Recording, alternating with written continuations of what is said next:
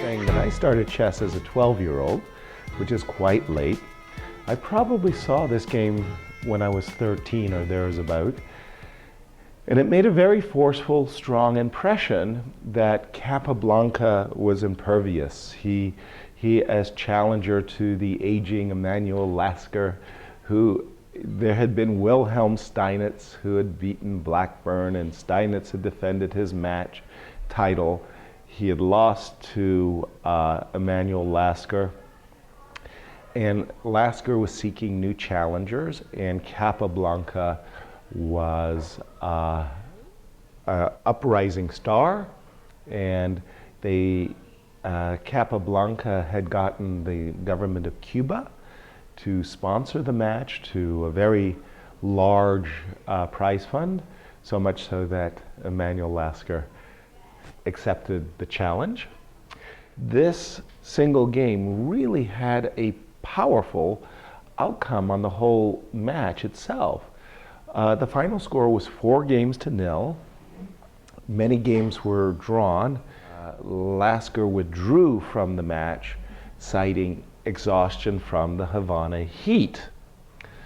Be that as it may, it just seemed that Capablanca was in complete control. And again, this game was a very powerful indicator of the strength of Capablanca, but Lasker gets somehow short-shrifted. Like, he lost the match, he didn't win any games, Capablanca was clearly his superior, and so we think Capablanca was much stronger than Emanuel Lasker.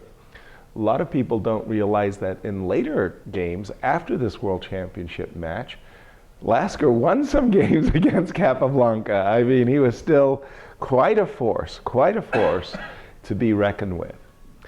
So in those days, it's like the Queen's Gambit declined was considered correct play. If you did something like a King's Indian, a Grunfeld, or gosh knows, even a modern Benoni, you were like treated like, you know, some barbarian who didn't have culture and understanding. And it was Black's job to equalize out of the opening, not to go for crazy gambits or something like that.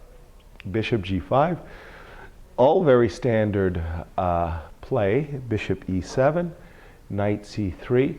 And now what was very interesting is Emanuel Lasker is very well known for the Lasker defense to the Queen's Gambit declined, which usually includes the move h6, bishop drops back to h4, and the so-called freeing maneuver, knight e4.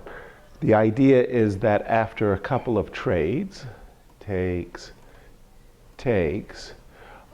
rook c1, trade, c7, c6, Black then castles, and oftentimes he takes on c4 and he breaks with e5. So this variation got its name from Emanuel Lasker. He introduced it into practice. It bears his name. And for those of you who may recall the match between Veselin Topalov and Viswanathan Anand, played in Sochi a few years ago, in the 12th and final game, Vichy played the black side, the Lasker defense, and won the decisive contest to win the World Championship title and World Championship match in Sofia, Bulgaria. So intriguingly, Lasker didn't choose his favorite defense. Instead, he went for castles, and now rook c1. And now in this position, the freeing maneuver simply does not work. If you try to play h6, bishop h4, knight e4, you run into a problem. Takes.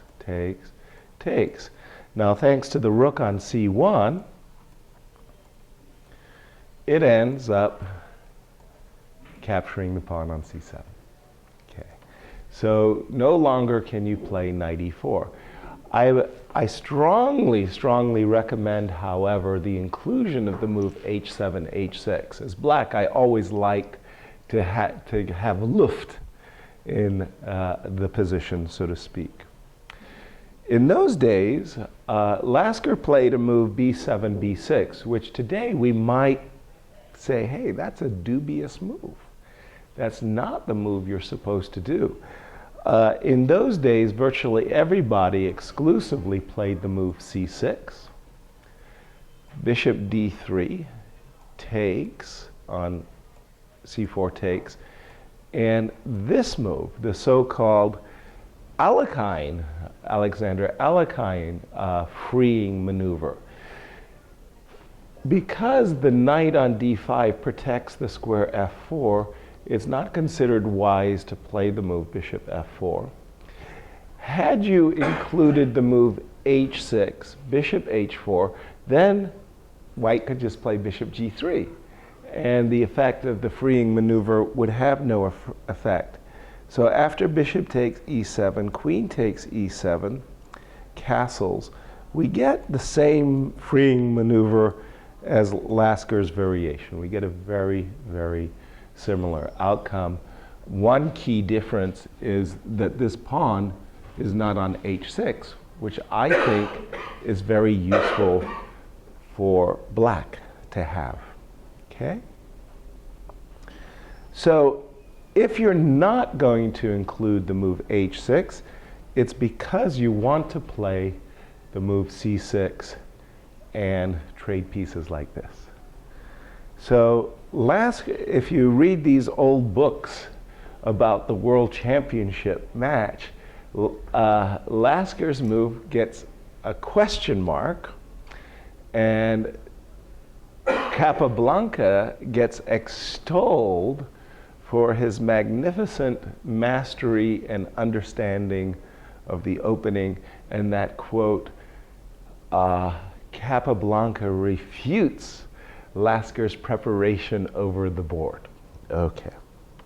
Which I find hilarious in hindsight. So c takes d5, e takes d5, queen a4. And again, universally, you'll discover that it is written that this move puts overwhelming pressure on black's position, and your threat for white is to play queen c6 with double attacks and everything. And if black plays the move bishop b7, well, then you get to play bishop a6, and white gets a lot of a play on the queen side. That the experts would consider that this position after knight e5 is very favorable for the first player. Okay. So Lasker, however, played the move c5.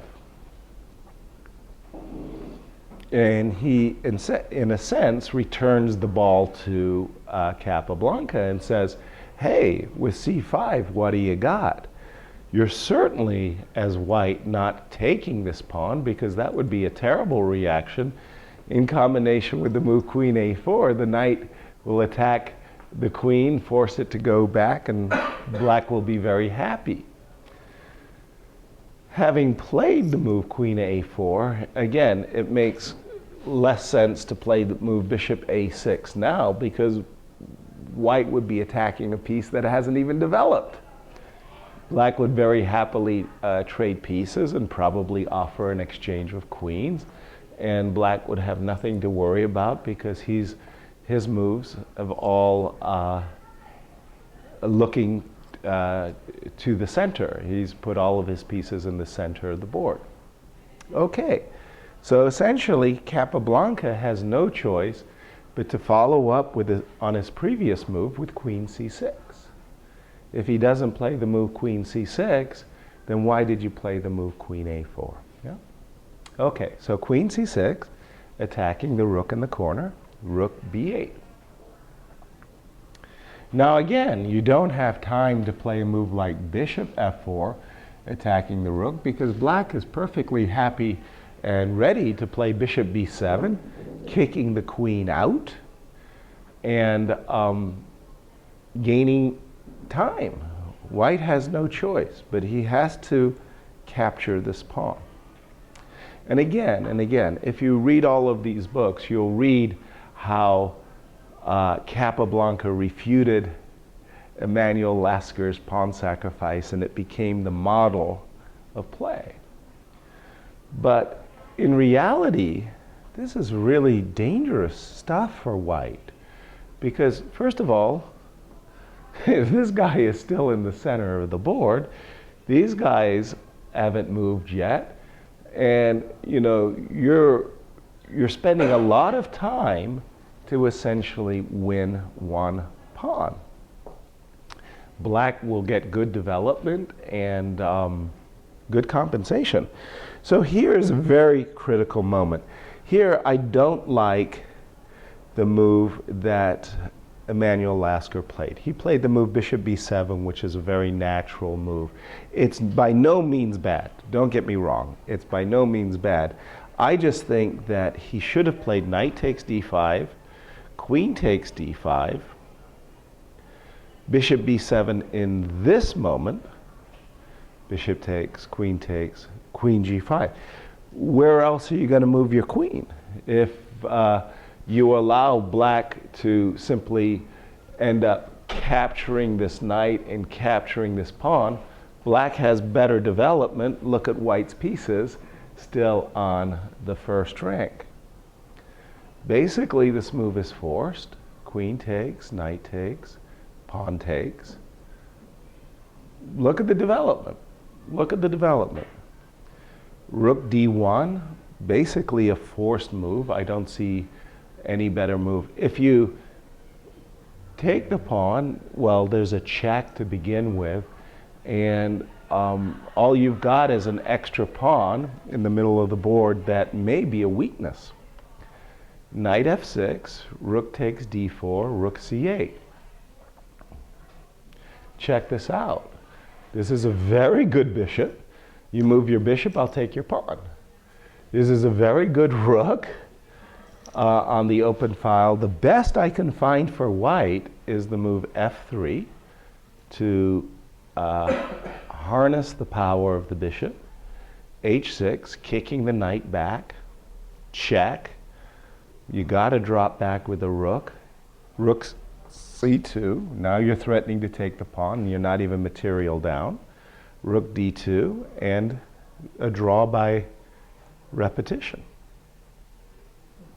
So black's entire strategy is completely sound. That is to say, all of these books that were written that, José Raul Capablanca refuted black's opening gambit are just wrong. If anything, and even the way the game went, Lasker had great play for the pawn after the move bishop b7, but again, had Lasker just played the very direct, let me get the right move, as shown. Now, this is all very forcing. All a very, very forcing line. I can't avoid this line of play for black, for white, and I just think that he would have made a very comfortable draw. Wow. All right. But even as the game went on, you'll see that Capablanca had enormous problems converting. So here white's pawn up, of course, but now something has taken shape in the position that's a little bit more awkward than the pawn itself, and that is this pin. This pin is really an annoying pin, and it really contains black's resources, that this knight on f6 can't jump to e4 or can't jump to d5. Rook c8, naturally preparing operations along the c file. Queen a3, a very, very good move. Probably, I would go so far as to suggest that Lasker had this position at home. That Lasker had this position at home, had expected all of these moves, and had missed the real strength of the move Queen A3. Perhaps Lasker was dreaming that white would really get too greedy and win a pawn, but as we would quickly see, black is clearly for choice. Black got this wonderful c-file action, this queen b4 checks, white's king is a target. This would be, in fact, a disaster for white. But this move, queen a3, really freezes black for a moment. He wants to get out of this pin, but if he does something banal like queen e6, well, you're just inviting bishop c4. So the game went queen e6, pardon me, he did play queen e6, sorry. Bishop takes f6, knight takes f6, bishop a6. This was really a good move, and it was almost like the hallmark of Capablanca's play was this wonderful simplicity. Today we may hate his, we extol Capablanca on the one hand, but then when we get to watch games of the top grandmasters in the world today, we want to see action. We want to see blood. We don't want to see just simplifying positions. But this is really a great move by Capablanca. And again, the hallmark of his career was his taking a simple approach to complex positions. So at the moment, we can see that white's a pawn up, but he faces real issues. First of all, this takes on the c-file, discovering an attack against the rook. This takes on f3 twice, there's problems. If black ever gets to take this pawn on d4, you're really going to hate white's position.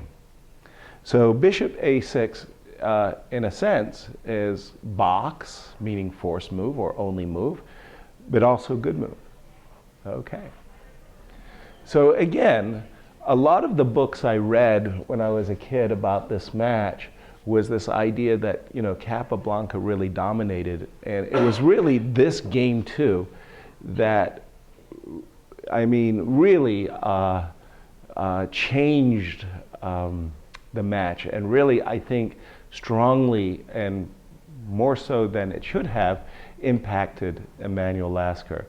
Because he had come with this newfangled idea of sacrificing a pawn, had made these great preparations, and got this position where even though he's a pawn down and Capablanca's doing his thing, he still has real opportunity as well. He played bishop takes f3, the best chance, in fact, the only move. If you play in this position c takes d4, which looks really good, rook takes c8, rook takes c8, castles. Bishop takes f3, bishop takes c8. You really want to play this move. Queen g5, checkmate. Queen here, it doesn't work. Not only because I have pawn takes, new variation, but I have even a cruncher, a much more, you don't have time to play queen h3 and queen g2 mate. I simply play queen e7. If you go queen h3, check. Oh, so close, and yet so far. Bishop, you want to take on d4, take, castles, bishop takes, queen takes, rook here. Now this is a Capablanca position if there's ever one.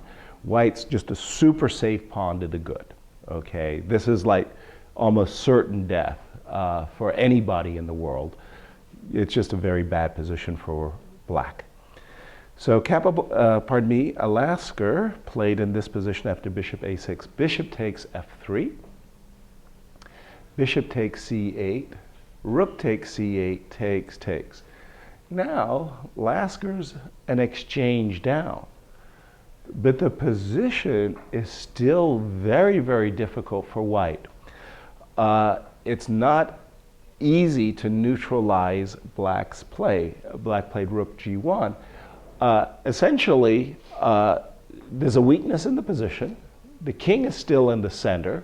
Heaven forbid you should ever be in a situation where you've actually traded the c5 pawn for the e3 pawn because white's king would be exposed. And you're only an exchange up. And for the moment, this guy and this guy are not really in the game. So here it's like everybody just acted as if it's lost, or like this was like Capablanca wonderfully trading down the position to a stone cold win or something like that. A lot of the authors were writing with the aid of the result of the game, as opposed to seeing how really difficult Capablanca's task was. Rook e8, a very nasty move. There's no queen takes a7 business anymore. Rook takes e3, I got a perpetual check at least. Okay, so queen got back into the game. g7, g6, just everything's fine. King comes to f1, rook e4. Sweet, okay. Please take this pawn and bring my knight into the game, or take this pawn and let my knight come here and possibly here to g4. This is by no means easy to convert. Queen d1, that queen on f3 is just in the position, very, very powerful. Queen h3 check, rook g2. And now a crucial moment. A crucial question. In the game, knight f6 was played, and I think that that's a fine move. There's nothing wrong with knight f6. But there's also something to be said for c takes d4, e takes d4, and now knight f6.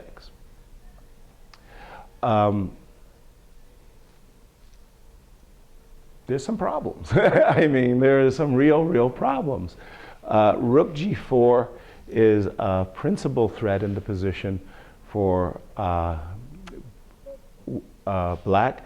I think that Lasker didn't want to, he wanted to keep the pawn on e3, not to allow a rook coming across to c3. But even after rook c3, queen h4, there's still a lot of work. This pawn on d4 is weak. So it was a key moment, a crucial decision. I think the move knight f6 was certainly okay, but also the move c5 takes d4 was crucial. Okay. King g1 in order to sidestep the threat of rook g4. Takes, and this was the move that Capablanca played. The difference between capturing the pawn one move early is that Kappa had this move rook c4. The difference is now if you take the pawn, I think, what was it? I think it was rook g4 that the players didn't like. What was it? Something like this. Hold on. I know that there was a good reason that he didn't recapture. Hold on. What was that good reason? It might have been simply the mundane knight d5, stopping rook c3, as well as intimating that you want to play knight f4, knight e2. Again, we can see that black's pieces are definitely very, very active. So Capablanca, being Capablanca, he plays rook c4 in order to reduce black's attacking chances. Takes, takes, takes.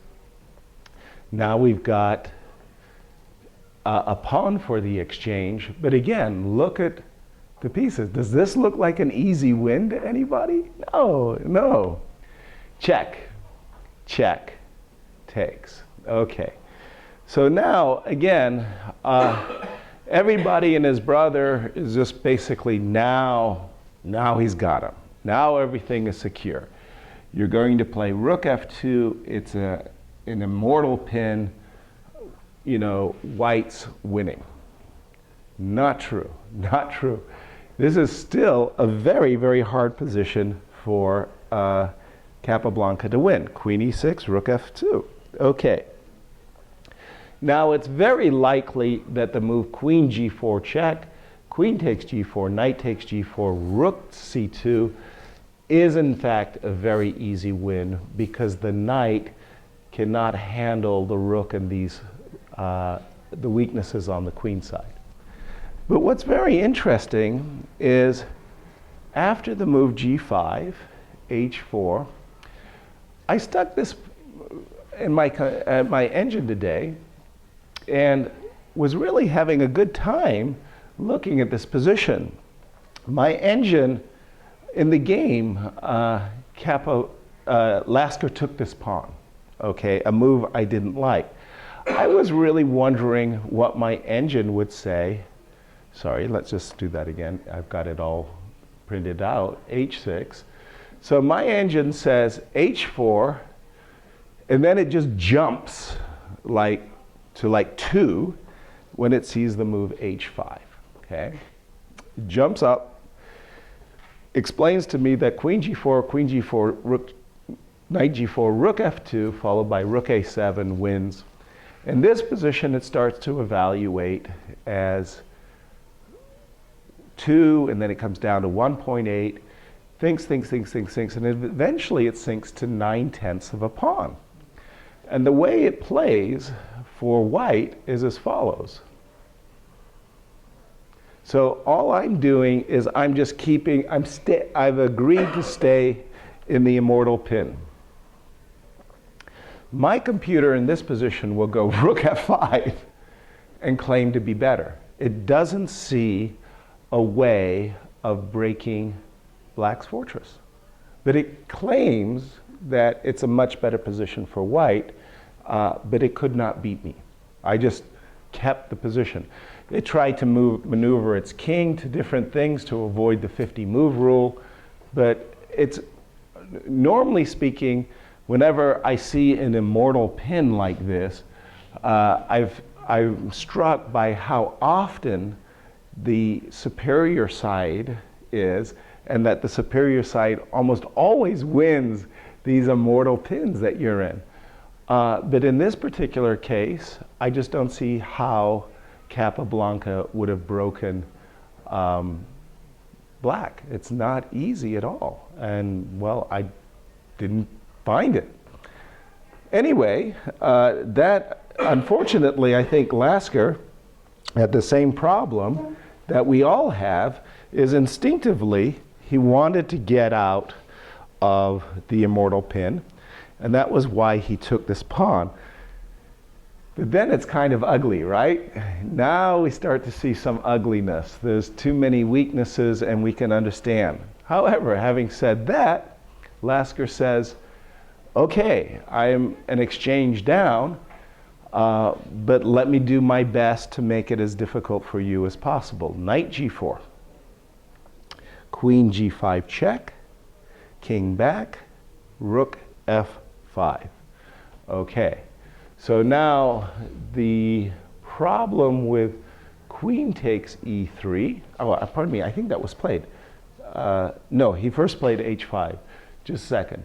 Queen takes e3, knight takes e3, rook here, knight here, rook e2. Again, this is a very unpleasant ending for black. Even though he has 2 pawns for the exchange, the fact that his king is cut away from his pawns on the queen side, white is quickly playing rook c2 and rushing to win one of black's pawns. It's a much better position for white, and possibly simply winning ending. Hence, we see the move h5 by Emanuel Lasker. Okay. Even when you're losing, you have to make your opponent work. You have to make it as difficult as possible and to create as many problems for your opponent as you possibly can. h5. Check, king, check, check. This is probably simply for the time control. and we see this repetition. Okay, B3. Okay, what move are we on now? This is move 39. Queen D6. Again, you know, look at this. We've got ideas, you know, Queen H2 check. Queen F4 check. Queen back to F1. It's like this endgame of, you know, like again, you can win 2 pawns for the exchange, but this endgame is often it repeats itself. It comes up so often, this ending. Queen to D7 to defend the F7 pawn. Takes, knight takes E3. And again, we really have this strong impression, okay, white should be winning now. I mean, he's got a rook versus knight. There's a pawn on F7, sure, but look, white's queen and rook are going to dominate. Not so true. Okay, Queen F3, Queen D4, Queen A8 check, king here, Queen B7 check, and this is literally the deciding move, the time trouble blunder, the last control. Here, Lasker played the blunder Queen F8 and simply resigned after Queen B8. The crazy part is this position, King D6. I put this in my engine, and my engine said plus 10, 10/100ths of a pawn. It says, no way.